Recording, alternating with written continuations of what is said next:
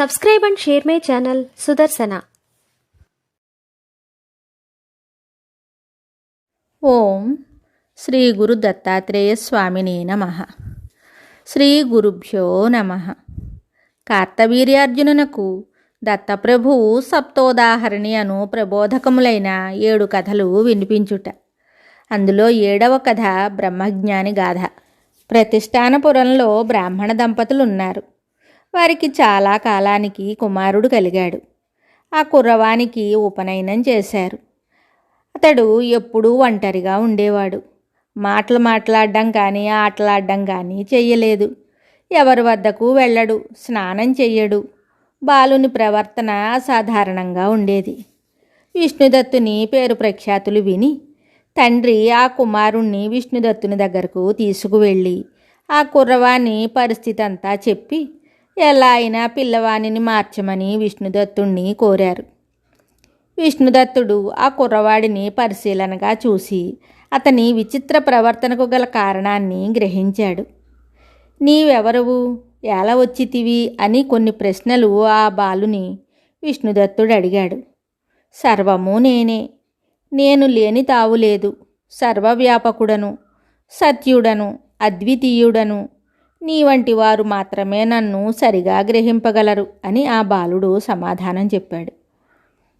మనుజులకు బంధమోక్షములు కల్పించున్నది మనస్సు.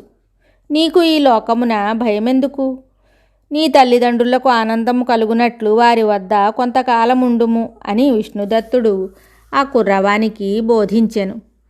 విష్ణుదత్తుడు ఆ బాలునకు సుశీలచే అన్నము పెట్టించెను. అతడు సాధారణ స్థితిని పొందాడు. కుమారుడు ప్రేమతో మాట్లాడుట వలన తల్లిదండ్రులు సంతోషించారు. ఉత్తమ సంస్కారములతో ఆదర్శప్రాయుడై ఉన్నాడు.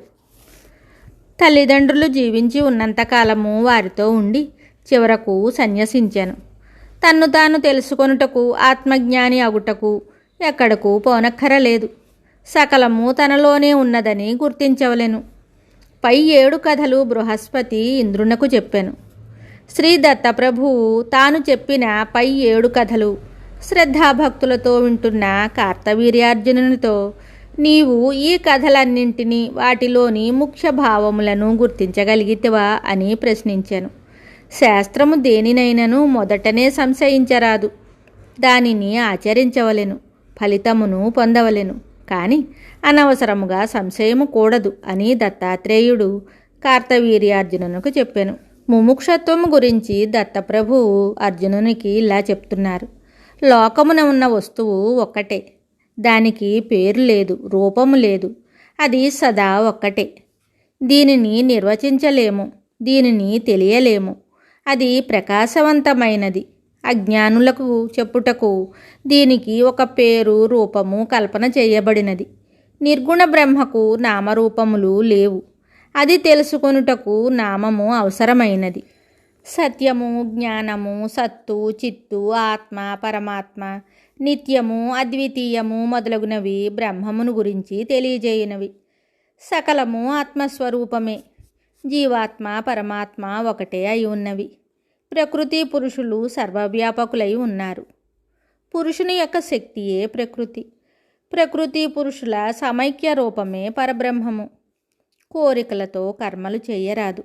కర్మఫలమును భక్తితో భగవంతునికి అర్పించవలెను. పరమాత్ముని భజించుట వలన మానవునికి చిత్తము శుద్ధమగును. అప్పుడు సత్యము గోచరించి జ్ఞానము జనించి జగత్తు అసత్యమని గ్రహించగలుగును. గురువు అనుగ్రహముతో విచారణాశక్తి కలుగును. అప్పుడే ఈ జగత్తంతయు మిథ్య అని తెలిసి జ్ఞానమునకు మార్గమేర్పడును. పరమాత్మయే సత్యము. సద్గురుని నుండి శ్రవణ మననాదుల ద్వారా నేర్చుకొనవలెను. తత్ పదము పరబ్రహ్మము. త్వం జీవుడు. తత్ త్వము మహావాక్యములు. నీవు బ్రహ్మవు, నీకు సుఖదుఖాదులు లేవు అని దత్తాత్రేయుడు అర్జునునకు తెలిపెను. నిర్వికల్ప సమాధి పొందిన వారికి సిద్ధులు లభించును. సిద్ధులు అనిత్యములు కనుక వీటిని కోరరాదు అని అర్జునునకు దత్తుడు చెప్పెను. అప్పుడు అర్జునుడు, స్వామి, నేను వినిన విషయము స్థిరముగా మనస్సునందు నిలుచుట లేదు, ధ్యానము కుదురుట లేదు. చిత్తము స్థిరమగుటకు అనుగ్రహింపుమని వేడుకున్నాడు. అప్పుడు దత్తుడు అర్జునునితో, మాయ దాటుటకు నీవు చేయు కర్మలు నాకు అర్పణ చేయుము, అట్లు చేసిన నీ చిత్తము ఏకాగ్రత పొందును అని చెప్పాను. అర్జునునకు ఆత్మసాక్షాత్కారము సమాధి స్థితి కలిగింపదలచి దత్తప్రభువు అర్జునుని ఒక గుహలోనికి తీసుకుని వెళ్ళి వెన్నుపూస నిటారుగా ఉండునట్లు స్థిరముగా ఆసనమున కూర్చుండబెట్టి సద్గురునకు నమస్కరించి, నీకు తెలిపిన ఆత్మతత్వమును ఏకాగ్రతతో మననము చేయుమని అర్జునునకు దత్తుడు చెప్పెను. దత్తప్రభువు అర్జునుని శిరముపై తన కుడి చేతిని ఉంచి ఆశీర్వదించెను.